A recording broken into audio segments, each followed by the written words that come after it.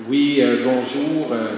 Souvent, je suis à Nature Québec, j'ai ça peut-être un peu précisé d'où je viens. J'ai travaillé aussi beaucoup dans le domaine de l'habitation coopérative pendant des années.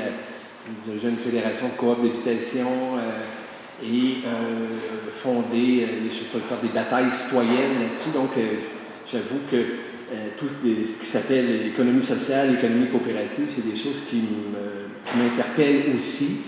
J'ai fait un petit passage en politique, j'ai étudié en sciences politiques et en communication, mais l'essentiel de ma carrière a été de travailler en environnement dans un milieu qui était très envahi par des bibites qui sont les biologistes, les écologistes en général, les ingénieurs forestiers, etc. Mais ils se disaient que peut-être que d'avoir quelqu'un en sciences politiques pourrait traduire en gain, c'est ce que j'essaie bien noblement, là, traduire en gain politique et en politique publique là, des problématiques et des crises que vivent les écosystèmes, en fait, que vit la planète. Même si je ne suis pas très...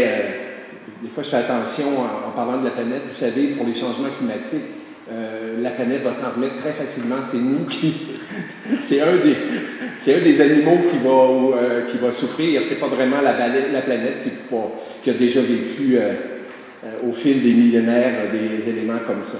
Je vais vous dire, souvent, quand on parle d'économie à Nature Québec, tout le monde dit, bon, voyons, Nature Québec, c'est comme quand un syndicat, des fois, parle d'économie ou des choses, il est toujours taxé de le faire uniquement pour avoir des gains de convention collective ou en environnement, ils se disent, bon, ben, c'est des doux rêveurs, puis nous autres, on pense, c'est une boutade que je vous envoie, que l'économie est beaucoup trop importante pour être laissée aux seules mains des économistes.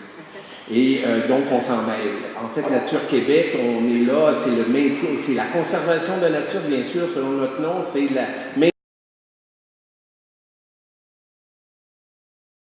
On a des commissions sur la biodiversité, sur la forêt, etc. On veut créer une commission d'experts bénévoles, je vous l'ai dit tout de suite, sur l'économie écologique, sur l'économie biophysique. C'est important.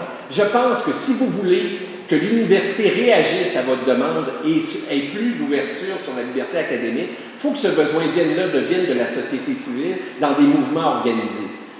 Qu'un syndicat de professeurs en économie se complaigne régulièrement dans ses assemblées en disant « Nous, on dit que c'est plate, hein, ça n'a pas de bon sens, ils ne nous écoutent pas, puis les départements, puis l'université devient hyper professionnalisée et capitaliste. » Une des façons de changer ça, c'est l'engagement rigoureux quand même dans les limites, mais l'engagement